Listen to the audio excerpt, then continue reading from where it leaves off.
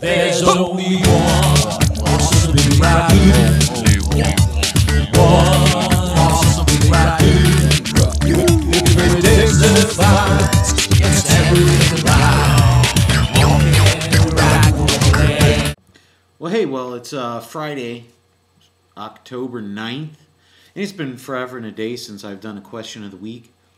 And maybe I should call them question every other week or question every third week or something like that. But, you know, I get basically 3 days a week where I'm actually not working till 7:30 at night or going to school till 9:30 or 10 o'clock at night. So I don't have a whole lot of time to do a lot of these things. I try to get them out there. Things come up, you know, I'll post a video. Today I got some free time and I said, you know, Arsenal's been, you know, really getting on me about not doing the question of the week. Here it is. The last question of the week I said, who was the greatest of all time? And when the comments came in and everything like that, it once again brought up the fact that there are no parameters. All of us see it so much differently than I see it different than you see it. You see it different than your buddy down the street. He sees it differently than that. So I guess as a group, you would have to, you know, look at the fighters that are considered great and what they did. But that messes it up too. I mean, people say it goes to championship belts like Surfer Maverick. He said that's the standard. Is it? Rocky Marciano only held one belt. He was more known because he was 49-0 and that he had beaten Joe Louis and Walcott, Charles, Moore, those guys. So that's why he was, and it was more because of the O. And you have Ali, who was hated, absolutely hated when he was going out, but once he got out of boxing, and it seemed like the unfortunate thing with the Parkinson's and stuff like that, once that kicked in, humanitarian efforts, people no longer saw him as the fighter, but as a man, or a man who spread peace, a man stood up for his own, you know, what he thought was right, and was willing to go to jail, and lost 3 years of his prime, you know, to do that. So that's what made him great. I mean, aside from the fact he could smack people around, had a heck of a chin, an unbelievable chin. That probably led to the Parkinson's. You look at Floyd Mayweather, not a guy that, you know, he doesn't appear very likable. If you watch the 24/7 things, it seems like, yeah, oh yeah, dude, you know, he seems like the way to go. You know, so, and he's 39-0 again. His technique cannot be questioned. I mean, Red Meat Hart, who, you know, he's, you know, puts out the criteria should be is the technique and the skills. You know, Ali's jaw, Mayweather's speed, Hearn's right hand. I mean, all three of those things are unbelievable things. They could be the greatest. You know, they said caliber of opponents that were beaten. You know, weight classes, but that takes away from the heavyweights. You're basically saying, you know, if you throw weight classes in, or being able to go up a number of years at the top. Well, now the fighters don't even fight anymore. I mean, you could have a fighter hold a title for 5 years. He fights 5 times. Whereas 40 years ago, a guy could have fought 5 times in 5 months. So ultimately it comes down, I think it comes down to how we actually perceive the fighters, you know, or how they are perceived 20 years after they've retired. Sugar Ray Robinson, Sugar Ray Leonard, Muhammad Ali, you know, these guys, Rocky Marciano, Joe Louis, you go even further back to Jack Johnson. I mean, my God, come on, you know. When you start looking and seeing how they are revered or how they are looked upon. I mean, if I went into a lot of places and I said, Rocky Marciano is the greatest heavyweight champion ever, I might get shot, stabbed, or I'm going to have to fight my way out to prove, you know.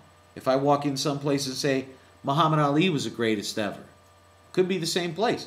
Might have to fight, get stabbed, get shot. You know, I think that's what makes him great, is the fact you got fans that are like, oh, you think he's great? Well, F you. And this is why he's not. You know, and they throw in another guy. I think it installs, you know, the fact that we even talk about them makes them great. In some way, shape, or form. Maybe it isn't the record. Maybe it isn't that. You know, I want to, you know, talk about it.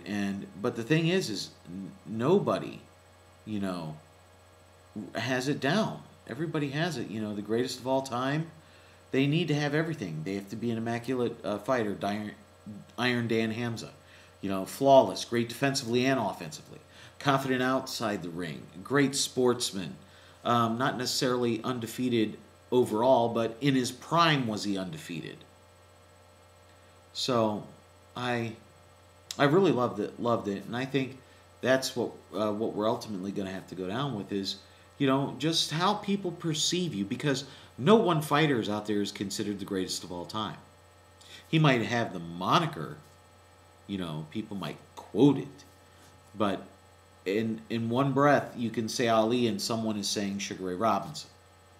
In one breath you say Sugar Ray Robinson, someone's saying Sugar Ray Leonard. In one breath someone says Sugar Ray Leonard, another guy is saying Rocky Marciano or Joe Louis or Jack Johnson or, you know, Archie Moore. I mean, come on, ancient Archie. Dude fought till he was 85. So, you know, with that. So, I guess with question 14, because I think I jumped the shark with that one, because there was no real answer. You know, it was one of those that you couldn't actually lock down to one thing. It didn't have an answer. And I appreciate everybody that put in and, you know, said it, but when it came down to it, you know, it just didn't really happen. You know, there's no agreement, there's no common ground. I mean, overall, to really get a solid who's the greatest. So I think there's going to be like 8 greatests. You know, they're always going to be out there. And if you see this video and you still want to throw out the greatest or give me your reasons why or stuff like that, I definitely want to hear that. So I guess we got to go to question of the week 14. It's been a while. It was 13 for a long time. Now we're to 14.